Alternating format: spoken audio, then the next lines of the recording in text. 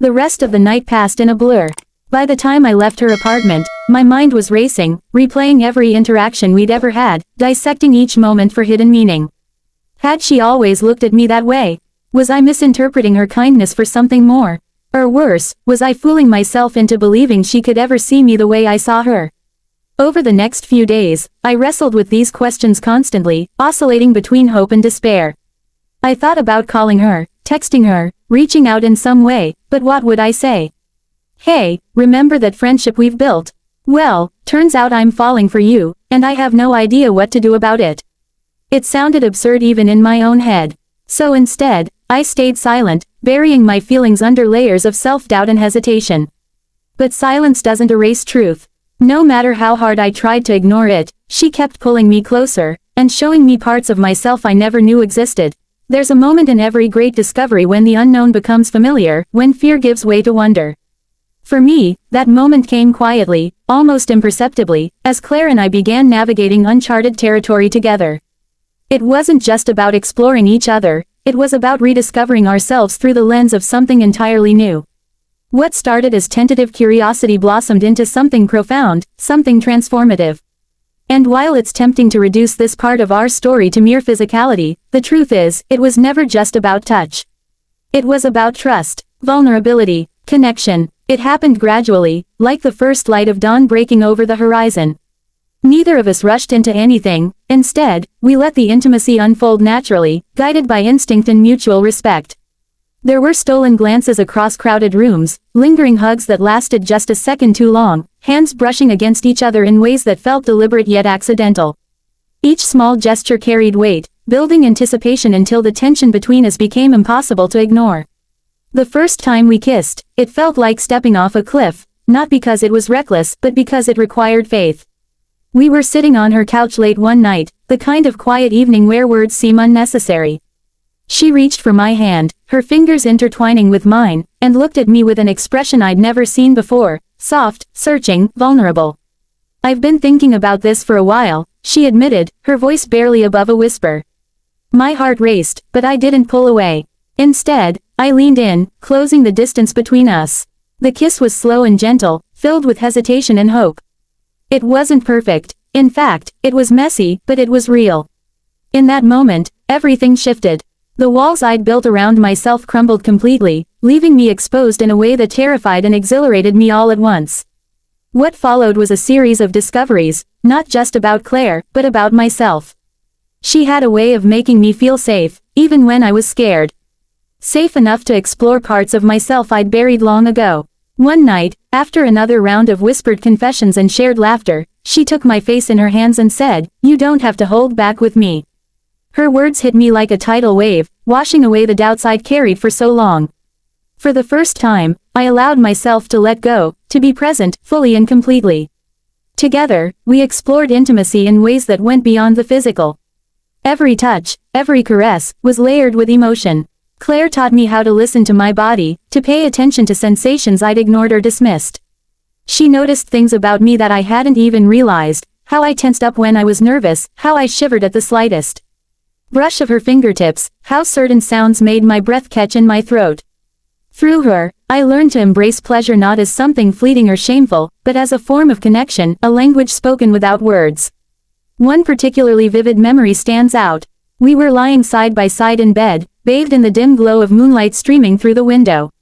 Claire traced patterns along my skin with her fingertips, her movements deliberate and unhurried.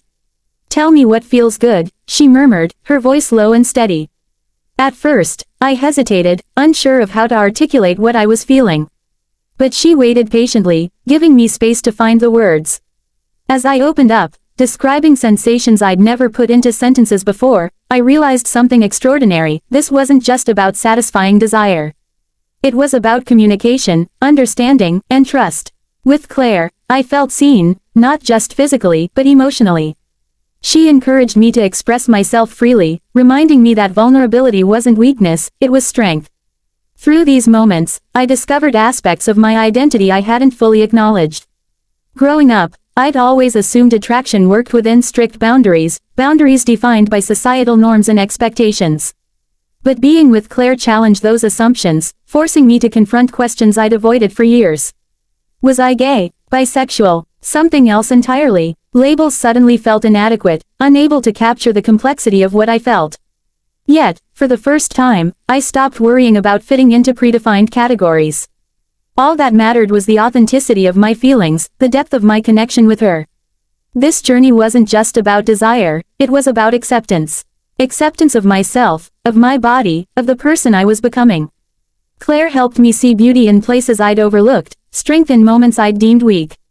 She celebrated my quirks, embraced my flaws, and reminded me that love doesn't demand perfection.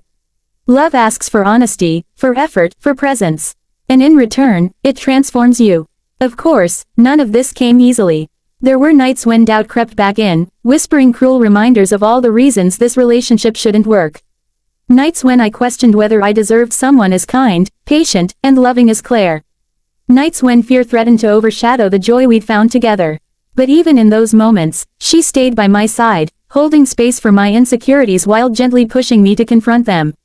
"You're allowed to take up space," she told me once during a particularly raw conversation. "You're allowed to want things. You're allowed to be who you are." Her unwavering support gave me the courage to keep moving forward, to keep growing. Little by little, I began shedding old habits, old fears, old versions of myself that no longer served me. I started seeing my body not as something to criticize or control, but as a source of power and possibility. I learned to appreciate its curves, its scars, its imperfections, all the marks that told my story. Claire showed me how to love myself, not despite my flaws, but because of them. As amazing as it felt, we both knew this wasn't going to be easy. Love has a way of making you feel invincible, like nothing in the world can touch you when you're wrapped up in its warmth. But love also has a way of testing you, pushing you to confront fears and doubts you didn't even know you had. For Claire and me, the euphoria of our newfound connection didn't shield us from reality, it brought it crashing down on us with a force neither of us could have anticipated. The challenges we faced weren't just external, they came from within, too, forcing us to question everything we thought we knew about ourselves, each other, and the life we were building together. At first, the obstacles seemed manageable, small whispers of doubt that echoed in the back of my mind. Was I ready for this? Could I handle the weight of loving someone so deeply, especially when that love existed outside the boundaries society deemed acceptable? These questions haunted me during quiet moments, creeping in when I least expected them. One night, as Claire slept beside me, her breathing soft and rhythmic, I stared at the ceiling, replaying every fear I'd tried to suppress. What if people judged me? What if they rejected me, or worse, rejected her because of me? The thought of being a source of pain for someone I loved so fiercely was unbearable. But those internal battles paled in comparison to the external ones. Society has a funny way of deciding who deserves happiness and who doesn't. At work, rumors began circulating after a coworker spotted us holding hands at a cafe. It wasn't malicious at first, just idle gossip, but soon, the comments turned sharper, more pointed. "Isn't she married?" One person whispered loudly enough for me to hear. Another muttered something about keeping personal lives private. Each word felt like a dagger, slicing through the fragile sense of security I'd worked so hard to build. I wanted to defend us, to tell them how wrong they were to reduce our relationship to idle chatter. But instead, I stayed silent, letting their words fester inside me until I couldn't breathe. Claire noticed, of course. She always did. One evening, after a particularly grueling day, she sat me down and asked, "What's going on?" Her voice was calm, but there was an edge to it, a mix of concern and frustration. When I finally broke down and told her everything, the whispers, the stares, the constant feeling of being watched, she didn't try to sugarcoat it. "This isn't going to be easy," she said simply. "People are afraid of what they don't understand. But we don't owe them explanations. We only owe ourselves honesty." Her words gave me strength, but they didn't erase the sting of judgment. Things got worse before they got better. My family found out, not through me, but through someone else who thought they were doing me a favor by setting me straight. The phone call from my mother still haunts me. Her voice trembled with a mix of anger and disappointment. "Is this some kind of phase?" she demanded, her tone laced with disbelief. "You've always been such a good daughter. Why are you throwing that away now?" I wanted to scream, to cry, to beg her to see me for who I really was. But instead, I listened, biting back tears as she listed all the reasons this relationship was wrong. By the time we hung up, I felt hollow, like a piece of myself had been ripped away. Claire held me that night, her arms around me like a shield against the storm raging outside. "We'll get through this," she promised, though I could hear the uncertainty in her voice. And then there were the moments when I doubted us, not because I stopped loving her, but because I feared the cost of that love. There were days when I considered walking away, convincing myself it would be easier for both of us if I left. Easier for her to avoid the judgment, the isolation, the endless questions. Easier for me to retreat into the safety of invisibility. But every time the thought crossed my mind, I remembered why I couldn't give up. Because no matter how hard things got, being without Claire felt infinitely harder. She wasn't just my partner, she was my anchor, my home. Letting go of her meant losing a part of myself I had only just begun to rediscover. Together, we learned to face these challenges head-on. We leaned on each other in ways that deepened our bond, finding strength in vulnerability. When my mother refused to speak to me for weeks, Claire encouraged me to write her a letter, not to defend myself, but to share my truth. "Tell her who you are," she urged. "Not who she thinks you should be."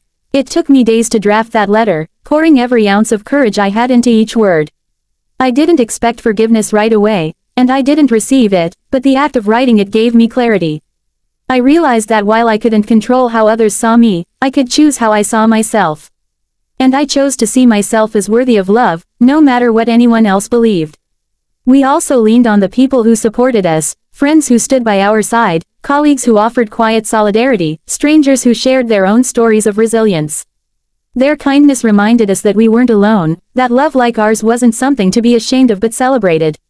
Slowly, the weight of judgment began to lift, replaced by a fierce determination to live authentically, unapologetically.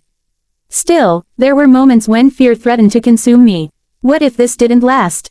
What if the world eventually wore us down? These questions lingered in the background, shadows that refused to disappear completely. But Claire taught me something invaluable: fear doesn't have to define you. You can acknowledge it, sit with it, and still choose to move forward. "We can't predict the future," she once said, her hand resting gently on mine. "But we can decide how we respond to it. Together." Her unwavering optimism became my lifeline, pulling me back whenever I teetered on the edge of despair. She reminded me that love isn't about perfection, it's about persistence. About showing up, even when it's hard.